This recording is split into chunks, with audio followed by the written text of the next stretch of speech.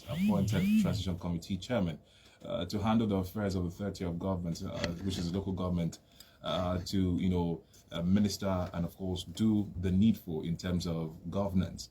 And for some reason, their time is fast expiring, and of course they have calls on elections matters. How prepared is AKISIEC? How prepared is the state? How prepared are the the different parties? They're ready to embark on these elections.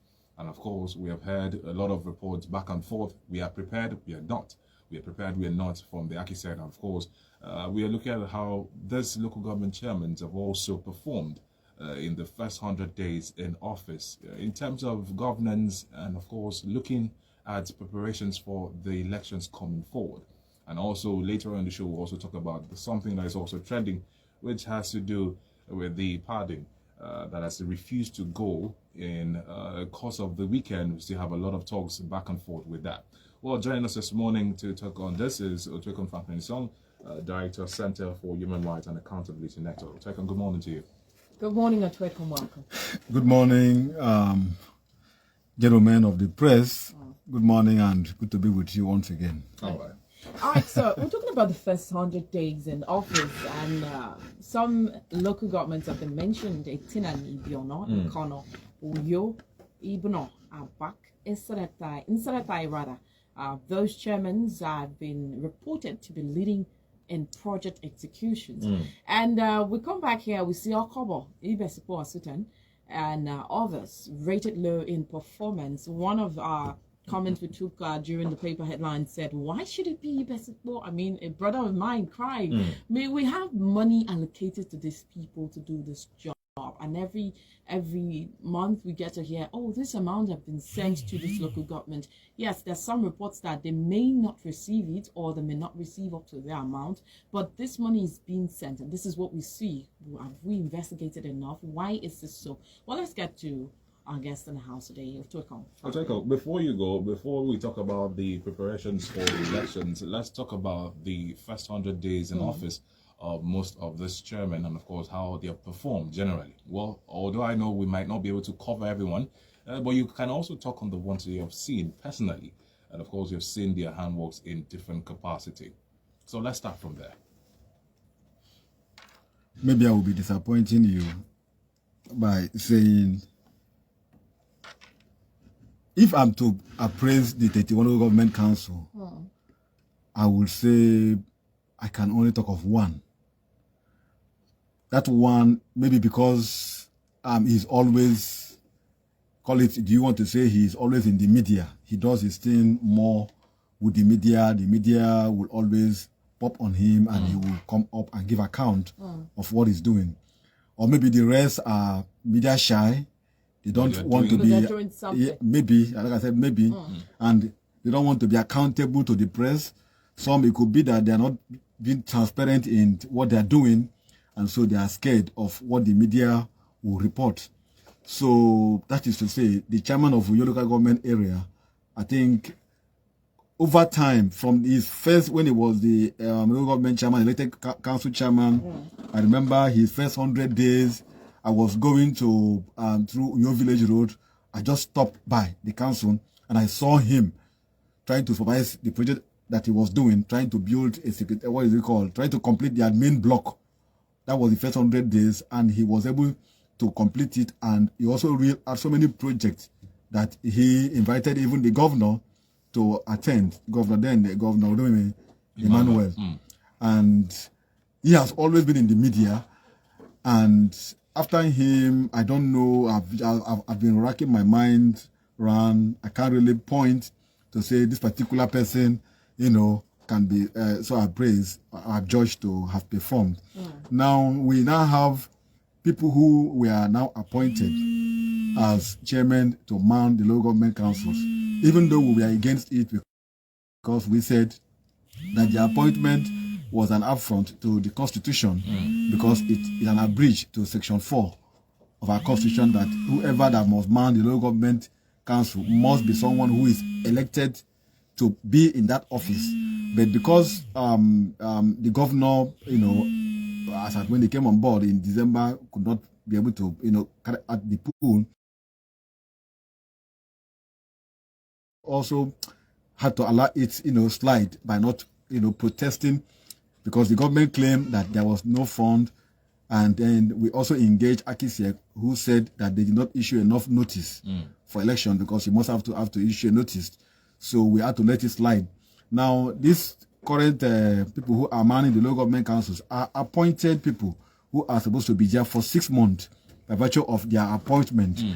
You recall I have been here severally to reel out the figures that have accrued to the local government councils by way of the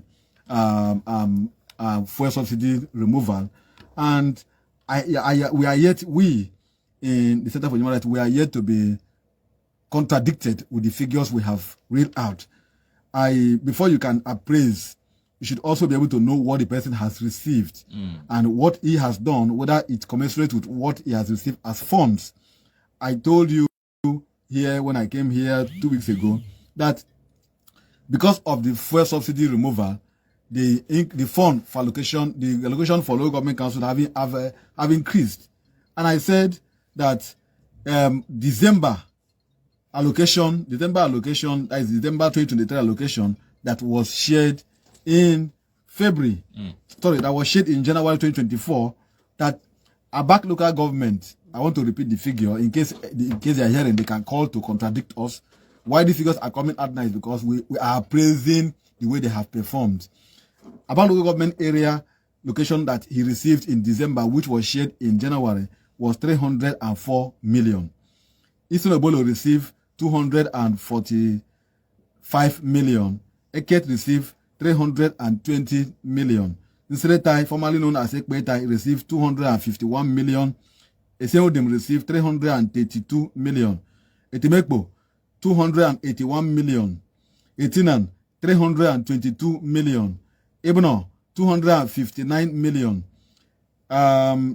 Ibesikbo, Asutan, 300 million. Ibiono, Ibom, 331 million. Ika, 254 million.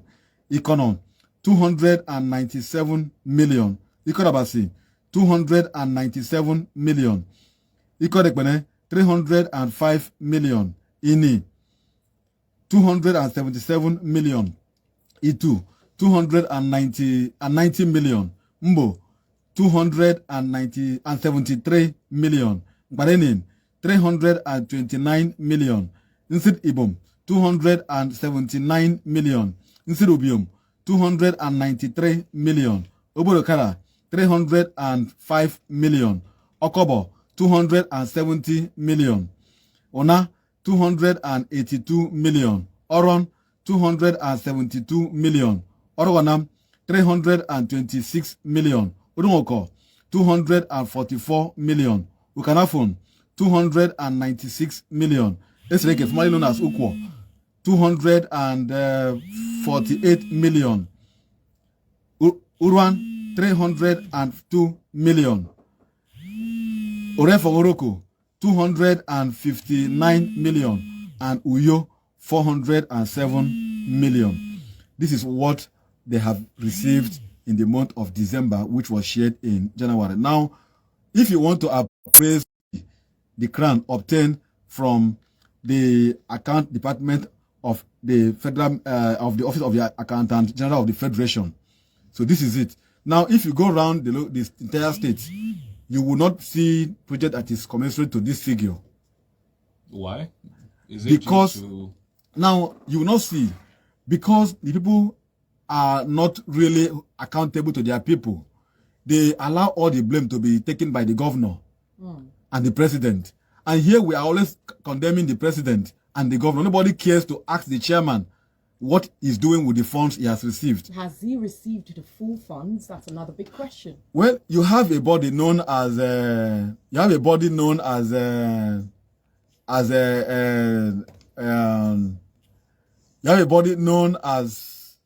Algon. Algon is the umbrella of local government chairman. Since this figure have been real out a month ago till now, I have not heard neither Algon nor any of the chairmen come out to say this is not what he has received. And it would be wrong for us to stay here to say they've not received it. That is the truth about it. If you are alleged to have received this figure and you have not come out to debunk it, it remains that it's a fact. Recall when Senator Godswill Akpabio, the Senate President, alleged that he got unconfirmed report that the governors got 330 million naira, 30 billion from the Federal Inland Revenue. It didn't take one day before you see the governor of Ekiti, who is the vice chairman of the Governors Forum, came out to debunk, and then other governors started debunking it. Because government said government debunk because we came out to say government should give account of it. The governor came out and said he didn't receive such money. So up till now, we've not heard our chairman come out to say the monies we are giving to us or the monies weren't given to us. That is on the one hand. I say that when you go around the one local government councils, you will not see project commensurate with these figures. What you will see is road grading. What you will see is free medical care, 3 days free medical care. If you quantify that project of the medical care, you won't take it up to 100 million. Assuming you want to quantify. If you see the road grading, you won't take it up to 50 million. If you want to actually quantify the road grading that they are doing, you won't actually see a concrete development. Let me give you an example. In 2014 or thereabout, we had Shopee funds that were released by the federal government. You had local government chairmen competing among themselves on project. You had the chairman of Mbo. Then it was Victor Antai. I think that should be 2010 or 11 or thereabout behind. Victor Antai was the chairman of Mbo. He built the council hall, a very large hall. You had Senator Ekong Samson, then he was the chairman of Mkwanenin. He also built what you call Mkwanenin Unity Hall and some other project. You had other chairmen. You had Right Honorable Nsentuen was the chairman of Esenwudum. I think he was the chairman of Algon then. He also built some project in the local government councils. You had chairmen competing amongst themselves to use the Shopee funds to develop their areas. So what's the difference between that? The Shopee fund and what we've gotten today? There's no difference. The only difference is that you have different personnel who have mounted the local government system. At that time, the president then used to engage the chairman. They will meet with the president in Aso Rock to give account of what they are doing with the funds. But here, like we are saying, the governor should also be able to engage the chairman, because the chairman are just, some of them live outside the local government system. We came out here to allege, and up to today, that has become a fact, that most of the chairmen are not living in their local government councils. They live outside the local. Some live in Abuja, some live in Uju, some live in Lagos. They only go in there when the funds are, when they get the allocation, they go in there to pay the staffs, and then they locate to where they are staying. And when you're not living in where you are operating from, you won't know the pains of those people whom we are actually governing. I can tell you that, for example, in Mkwanenin, there is insecurity. In Mkwanenin, there is daily, I get a report on a daily basis of kidnapping, insecurity, and it's been so for the past, call it 3 years or so. And then we had chairman who had been there and he left, and this one is still there. What are they doing? Those are the point, because they are also the chief security officer of the local government council before you now become the governor, now govern the entire state. So the project that they have done, which basically you will be back to farm, for instance, you go and share what is it called? Cassava stem. You go and share seedlings to farmers. And for you have done so much, you should be applauded for going to share cassava stem and going to, share seedlings to farmers. That is what you want me to applaud you for, after you have received such amount of money, over 300 million. And this one is only for the month of December. I can tell you what has come into, for example, my own area where I'm from, because I'm from Mkwanenin. I can tell you what has come in the previous month. I came here to say that in May 2023, Mkwanenin received 262 million. In June, Mkwanenin received 258 million. In July, we received 278 million. August, 303 million. September, 245 million. October, 259 million. November, 304 million. And in December, we got 329 million. And all our chairman can do is to go and check another stem. We hear of road grading, and then I will applaud you for those projects. I think Okam Village in particular does not have a good public school. I can say for a fact, yes, that they don't have, and I think their road is very bad. There's no good road anywhere in Okam Village. Now, you mentioned Abak.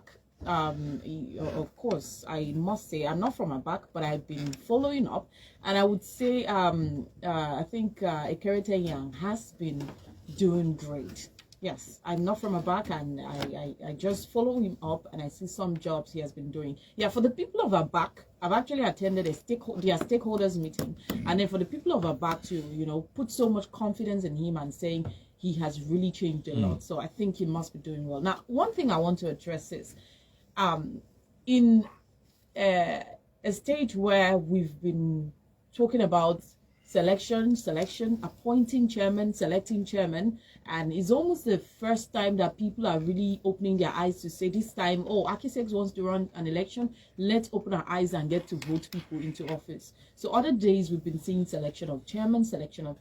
Now, if this money is being sent to their account and you were selected, is there how do I put it, a possibility of coming out to say I didn't collect? You were selected, remember, and then you have to protect this office. Don't you think it may be due to some fear of, oh, I don't want to lose my position, so I can't come out and debunk and say, look, I've not seen this money?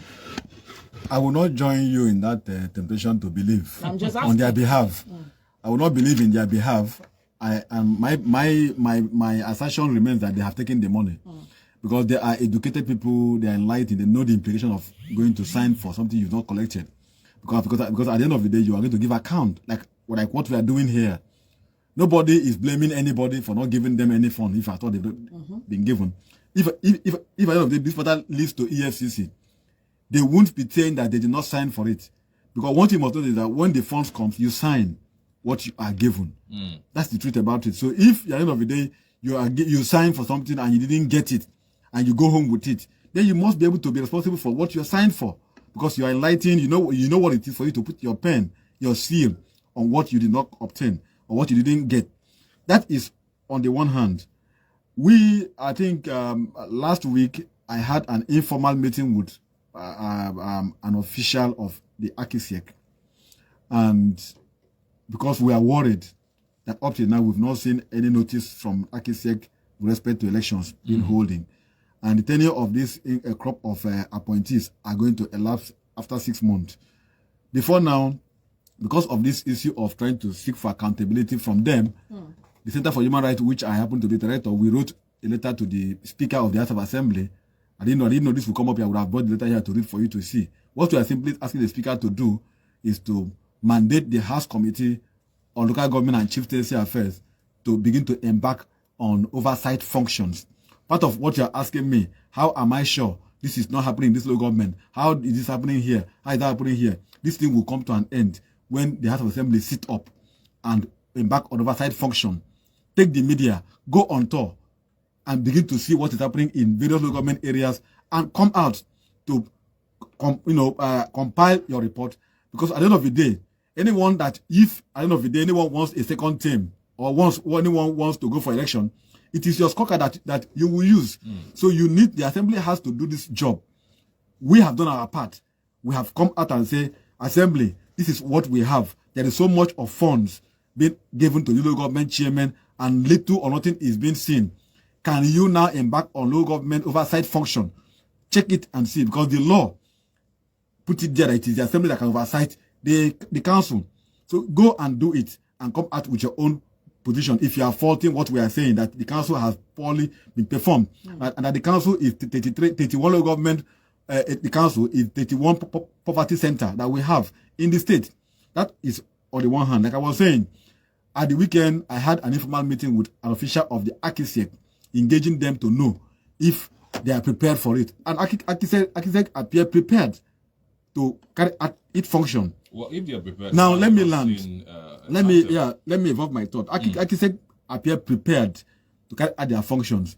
And I was meant to understand that the Electoral Act 2022 that was used for the past election, normally they use the act to make up for the local government law. The act did not actually capture the local government system in the states. It only captured the area council Abuja. And the act specifically mentioned the area council Abuja. It did not allow it blank. Now, what AKISIEC and the CX in the country normally inch on is the part that concerns local government elections in the act. Now, this very act that is currently in operation simply make provision for local government, for the area council, and he mentioned it, area council, FCT, Abuja. So now AKISIEC is simply hoping or pleading that, or asking the state to now domesticate the act in Akwa Ibom. So they have, from what we have told, they have now approached the assembly to now go and amend the Akwa Ibom State electoral, Akwa Ibom State local government law, that when it is to now capture what AKISIEC, what the act has made for.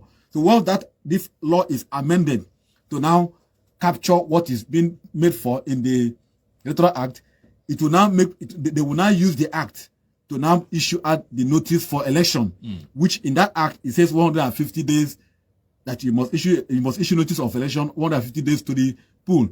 So in between that 150 days, you can have your elections even in 60 days, even in 90 days.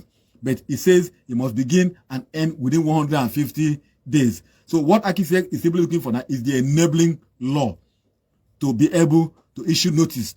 Now, if a notice is being issued, don't forget that whatever AKISIEC does now becomes subject to litigation.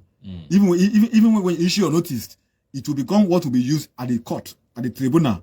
So AKISIEC is now asking for the law to be passed by the assembly. Once the law is amended and then they now domesticate the electoral act in Akwa Ibom, they will now use the act to issue notice for elections. Once that is done, the process will now kickstart. But we have told them that no matter what it is, election must hold within the 6 months that was allowed by the assembly, because as this current chairman will be asking for a second term, even when they have poorly performed. So we are saying that the right thing must be done. Those who should man the council must be those who are elected to conform with what the laws of the land simply says. So I think that if at the end of the day we have the laws amended and AKISIEC appeared prepared, because we asked them, are you being funded? He said the funding will be there once the laws are amended, that they are working towards getting the law amended, which is the first step before getting notice being issued. So this is what we are doing. We're also watching AKISIEC. We're also watching the council chairmen that are currently manning the system, because we must allow grassroots development and good governance at the local government level. Okay. Well, last week when we discussed this, one of the major fears was hijacking of the process, or should I say influence of the governor in the process. So many persons talked about selection instead of election. Do you have this fears too? You see, the problem with our constitution is that it is a very faulty constitution. We use a very faulty constitution. By your understanding? Yes. In fact, I have said it over time that we need a brand new constitution. What we are doing amendment, we're only prohibiting what has a faulty foundation. Faulty? For instance, you have over 63 items in the exclusive list where the executive, the federal government will always legislate, and that include the issue of police, state police, what is it called again? Federal highways, seaport, airport, and the rest of it. Now, in the Constitution, you have Section 162, sub 5 and 6, that provides for local government state joint account, where when the funds of local government comes, it goes there. Then at that meeting, they will now be able to, when they go to their own fact in the state, they will now go and share the funds, and then say this funds belong to local government, they divide it and give to local government councils. Now you have what is called CX, State Independent Electoral Commissions. These commissions seem to be tied to the apron strings of the state governors by way of their operations. How? Their fundings do not come from the first line charge. Their fundings ought to be coming from the first line charge, so that whoever that is the AKISIEC chairman or the AKISIEC commission will not be going to the governor to ask for funds, because he that pays the paper dictates the tune. That is why I think you are asking me, the funds that come to the chairman, how are you sure they get it? That is because of this kind of issues. Because the constitution has made it that they must go to joint account in the state to be able to get what belongs to them. So same thing happens in the CX, what we are thinking should be done should be that you have a clear demarcation of the funds that is meant for local government coming from the first line charge. Same thing goes to the House of Assembly. Same thing goes to the judiciary. So you don't have the House of Assembly going to the governor to ask for their funds. Like what happened in River State, when you see the speaker and the assembly fighting the governor because of their funds being withheld. Same thing happens to judiciary. The chief judge will go to the governor to ask for funds, which ought not to be. But you need a system whereby the funds of the legislature, executive, and some other agencies like the AKISIEC coming from the first line charge straight to the account, so that whoever that is appointed will automatically be doing the work of the people, not the man who is giving him money to run his office. Why do you have, for instance, INEC chairman being independent, if at all INEC is actually independent? You call that a sitting president lost the contest. When you have Professor Atahiru Jiga, sitting president lost the contest. Because why? Because the fund of INEC it comes from the first line charge. President doesn't give to them. So the president comes, and the way their tenure is also secured. President comes and meet them. President will come, if their tenure is 5 years, whatever they do in office, apart from misconduct, they will remain in office. I had a former INEC commissioner who told me that while he was a commissioner of INEC in a particular state, that the governor called him and said, I want you to return this person for assembly. He told the governor, no way. The president had to call and say, this person must be returned to the assembly. He said no. He stood his grounds and did the right thing. And those persons whom they actually wanted lost. And the man remained in INEC till his tenure elapsed. Nothing happens to him because his funding came from the first line charge.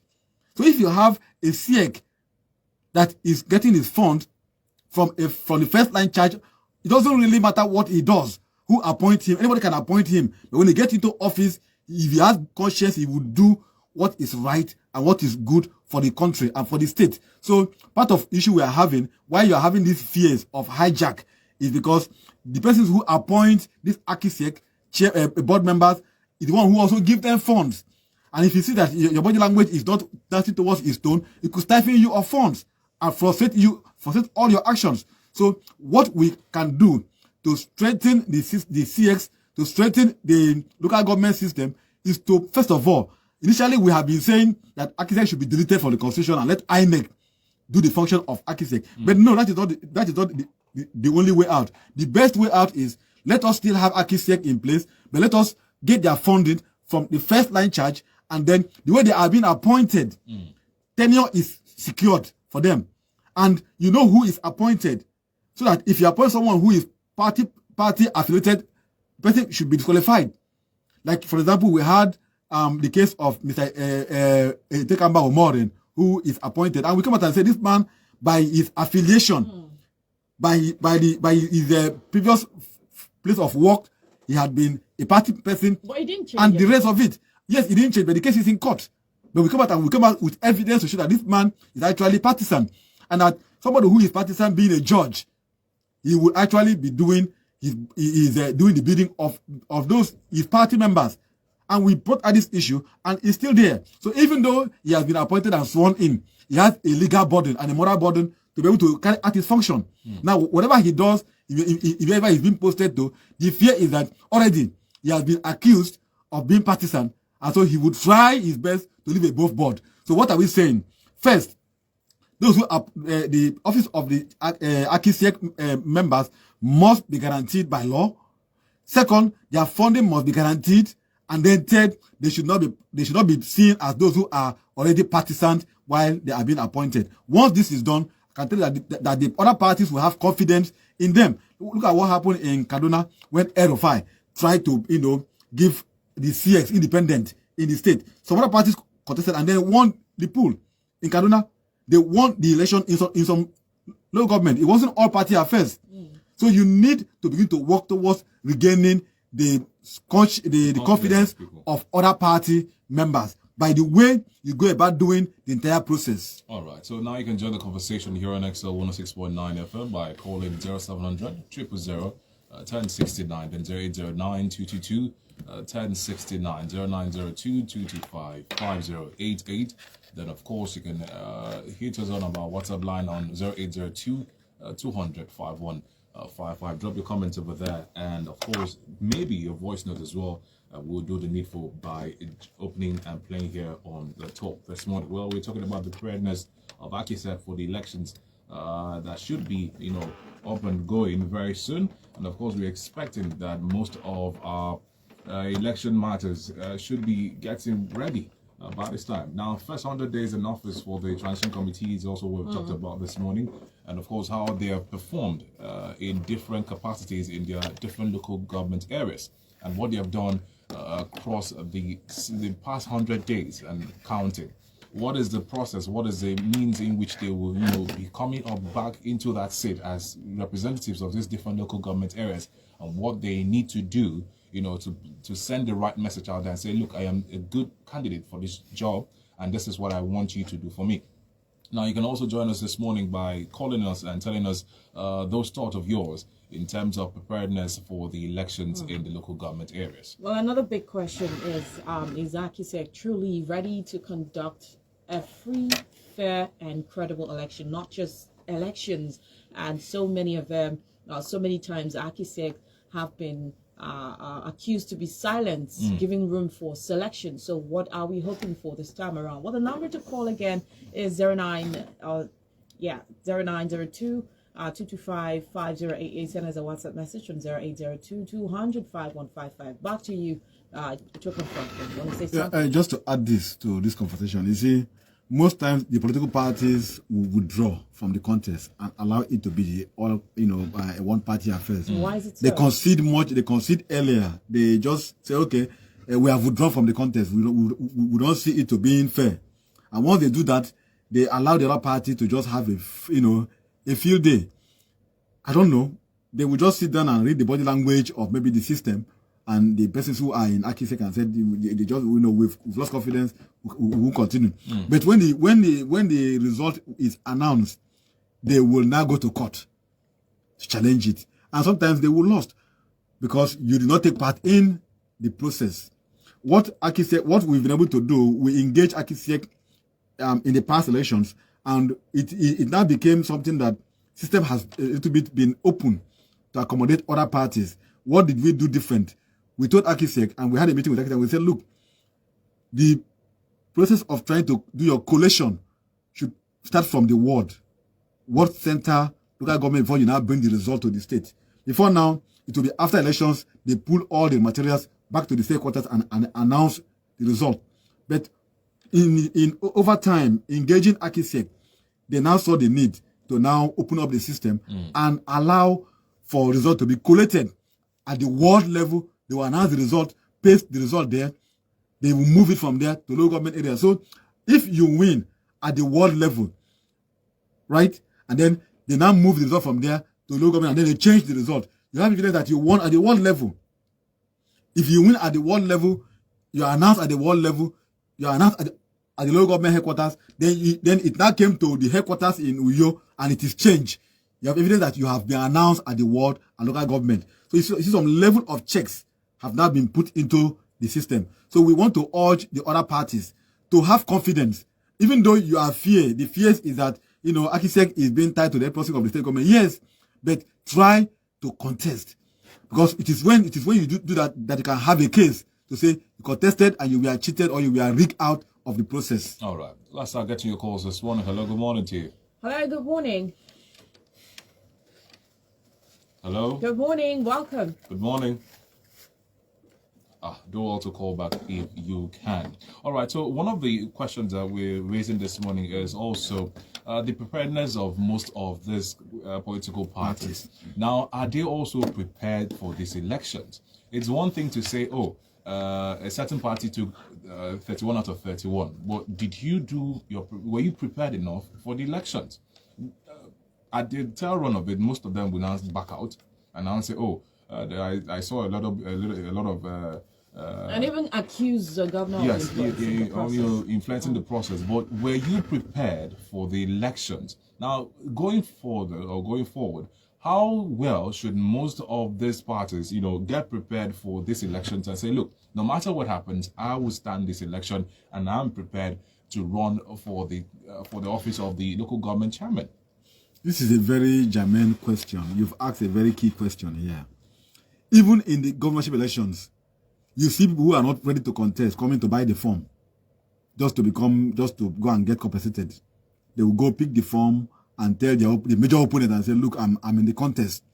And they will be talking tough, using the media to be talking tough. And then only for them to be called behind and given, money to withdraw. Same thing happens at the local government elections. You will see persons who don't have any structure, who don't even believe in themselves, going out there to pick forms, get a party platform, pick the form, get the process running, just to go and negotiate behind closed doors and get compensated, and then towards the end of the day he withdraws and he gets paid for.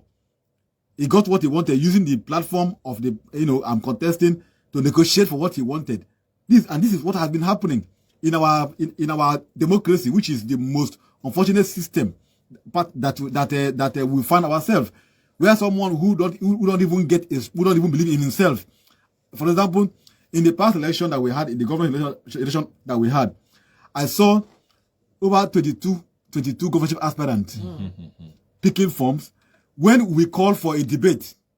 About only 9 or 10 came out. Now, up to 10. Now, at the end of the day, when the result was announced, the other 15 that did not even, show any strong interest were the first to adopt the result and say we endorse the outcome. It was fair and fair.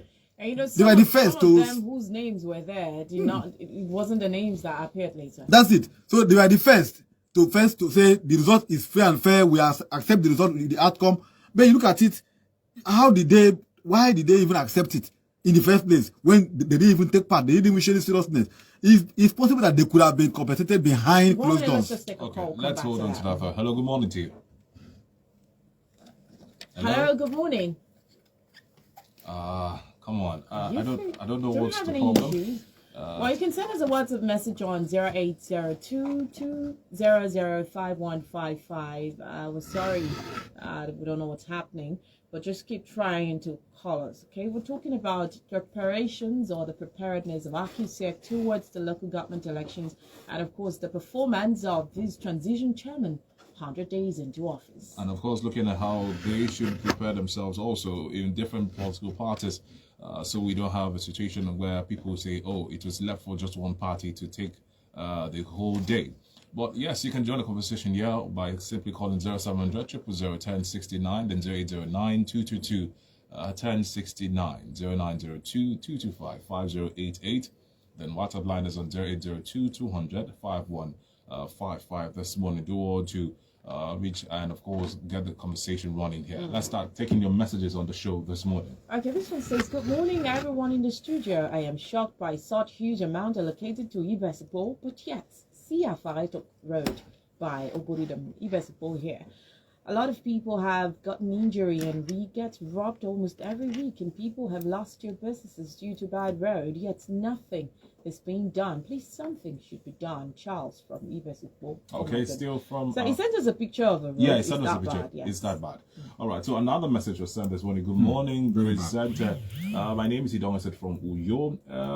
It is most shameful. It's irresponsible of some government and their policies meant to stifle the common man in Nigeria. Just last month, the government went about destroying some petty traders' shops by the road, when it is in the same government inhumane policies that propel these people into finding what to eat instead of going about stealing people's things. The transport sector brought licensing. We oblige they brought ticketing on daily basis, even under the costly pawn price. We oblige they brought the biometric registration and emblems without asking how we make this money, and we oblige. Now it's identification card all in our pockets, yet you would still tell the people to come to your office for the same ID. You are just heartless, I swear. No one will eat this money till eternity. God is watching you people. Thank you so much for your comments this morning. Well, if you cannot reach us through the phone lines, please, you can also send us a voice message on our WhatsApp line. I noticed that most of you are trying to call, then the conversation is not, linking up because of network. Please do us a favor and send us a WhatsApp voice note, and we'll take it here on the show this morning. Well, Otwikon, frankly, let's talk about how far, in terms of another discussion that we had, just to chip it in. Now, the pardon allegations was still lingering even from last week up to now. It led to a protest. Yes, it led to a protest. And also, Sereb has come to ask the Senate President to reinstate Ningi and, of course, look into the matter holistically. Now, is there something that we are not seeing from this budget pardon, or there's something that Ningi was trying to raise but he had to be shut up? You see, I was so shocked that the National Assembly, the Senate, which is the symbol of democracy, because when the military takes over any country, the first thing that they do is to shut down the parliament. All the parliament, yes. And so the National Assembly, which is the image, the symbol of democracy, behaved undemocratically in their action last week. Senator Mingi is first of all a Nigerian whose right of freedom of speech is guaranteed by the Constitution of Nigeria. He has the freedom of expression to hold his thought and to what he believes.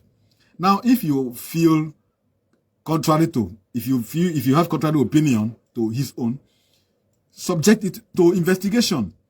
Mingi came out to allege that the budget was padded to the tune of 3.7 trillion.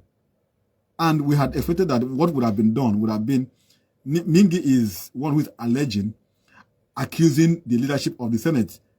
You cannot sit as a judge, as the Senate leadership, to examine the entire matter. Don't forget that there is a legal maxim that simply says, Nemo Judes in casu sua.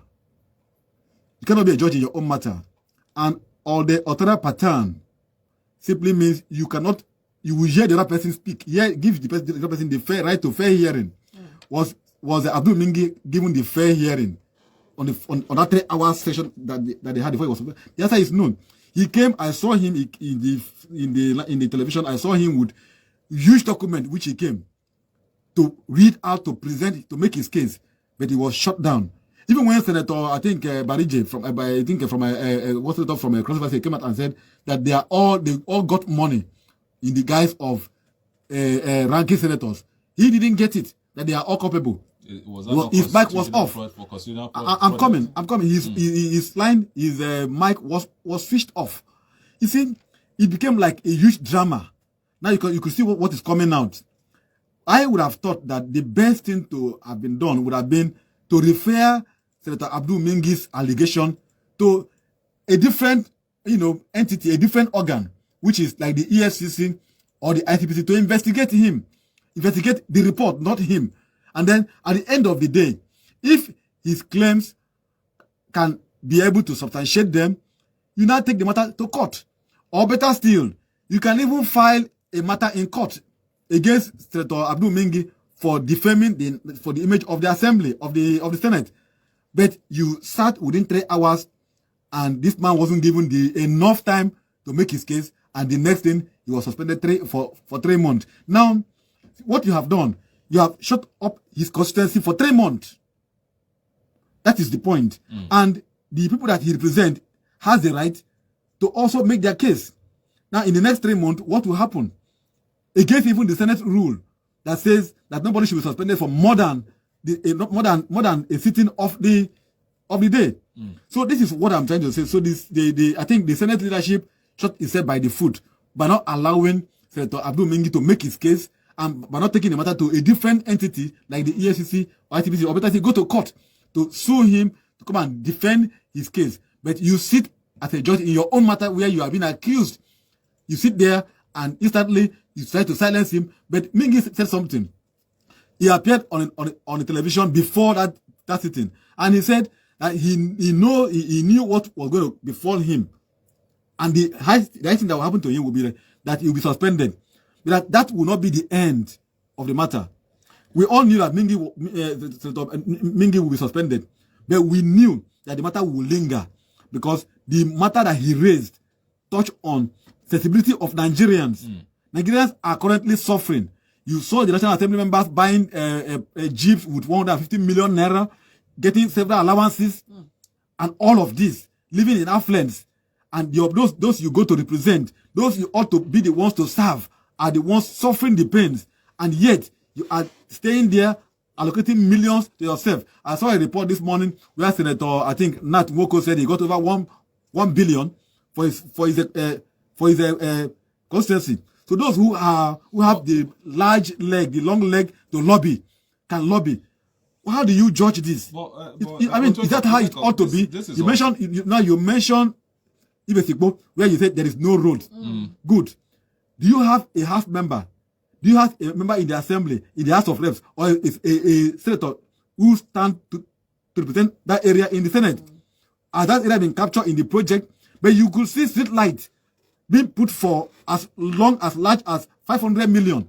You could see freezer being put in the budget. You could see palace of the primary ruler being put in the palace. What are we trying to say? Meanwhile, the office of the traditional rulers are placed under local government. But you could have it being put in the national budget of the country. When people are living from refuse dump, Nigerians have become scavengers, eating from refuse dump. Insecurity has become very high. Our children are being kidnapped on a daily basis from schools. And yet, you sit as Senate to allocate these funds, and you put it under any subject that you feel you can put it in.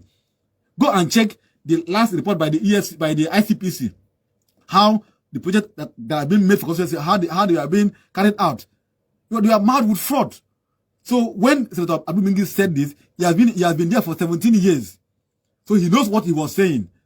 I think that those who are fighting him or who try to suppress his thought would have allowed him to air his mind and then look for a way to clean the image of the Senate by going to court or allowing ACC to carry out a thorough check on it, and then by so doing put the budget under integrity test to see if the budget will actually pass through. But as it stands now, the budget is being faulted and is being seen as a budget of fraud.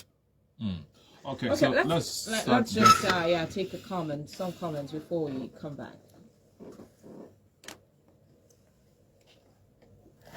Okay, I think that's a voice note. Yes, let's get to this. Let's start from the beginning. Good morning, excellent. I think this morning on the issue on ground, it's in Akwa Ibom that I've come to know that we have what we call commissioner for local government commissioners. Because those guys, I see them as commissioner, not chairman. Because the chairman, the local government chairman is supposed to be elected according to the law of Nigeria. So if he is appointed, and this is how it has been for the past 17 years in this state, they have been appointed all the time. And this one is even more transparent. The one Moino is doing is even more transparent than the rest. The one the previous governors have been doing. Because they have been using the trick of an election to appoint the local government commissioners with the name of chairman. So tell me how they will be able to perform. Now you are talking about if the money have been given, if they have signed all this money that was mentioned, if they have received it. How can you sign for something that you have not received?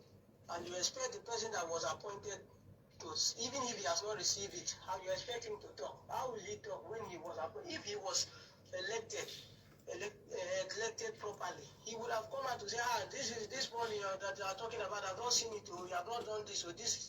Then we will know. But this one, you cannot. You just said that he that pays the piper detects the tune. So there is no way we can have any good local government chairman. Those people are local government commissioners.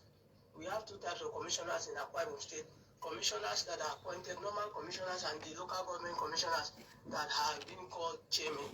So if Umoino we want to do a proper election so that we have people from other parties win government this chairmanship position, then that is when we know that we have started having a good local government chairman, then the local government development will start being visible in this state. Thank you for having me. All right, thank you so much, Canavaro, for your message this morning. Really appreciate it. Okay, we have just one more comment to take before we wrap it up. Well, this one is coming from Noeja. It says, good morning, XLFM. Please, I will like to know if Senator Abdul Ngi's suspension was not legal according to the law of such action, because to me, seeing a high-ranking senator like Abdul Nengi coming out with such allegations without his evidence to back up his defense sounds somehow to people's ear. All right, so another message this morning from Mayor Solomon. My sincere greetings to you all in the studio. The speculations on the alleged 3.7 trillion smuggled into the 2024 budget appropriation by the 10th National Assembly senators via God knows who is a case maybe had actually been the trend since the advent of democracy in Nigeria, where funds for budget execution ends up in the pockets of some politicians, office holders, and appointees, thereby leading to underdevelopment and poor governance. Thanks, Menyo Solomon. Well, thank you so much to everyone who made our time to talk to us this morning on the talk. Really appreciate your time. Otwekon Franklin, thank you so much for coming. Thank you, Otwekon Franklin. Really it's my pleasure. I just want to just to add this. I believe that the governor of Akwa Ibom State, Pastor Omoyino, is a bipartisan governor. He has opened his doors to the other parties. He has embraced the other parties. And so for me, the contest for local government will be free and fair. I want to believe by his body language that he will open up the system. Let's begin to have credible people being elected into the local government system. After all, what he will lose nothing. It stands to lose nothing, allowing other parties to contest and also win the elections. Practically, he is the governor of the state. So for me, he has nothing to lose. So for me, I want to encourage other parties not to give up and say it will be a carry-go thing, but to contest the election and then stand till the end of the day. All right, thank you so much. This is where we call it a wrap for today. All right, so my name is Ifek Johnson. And I am Rachel David White. See you on the other side when we talk entertainment. Stay tuned.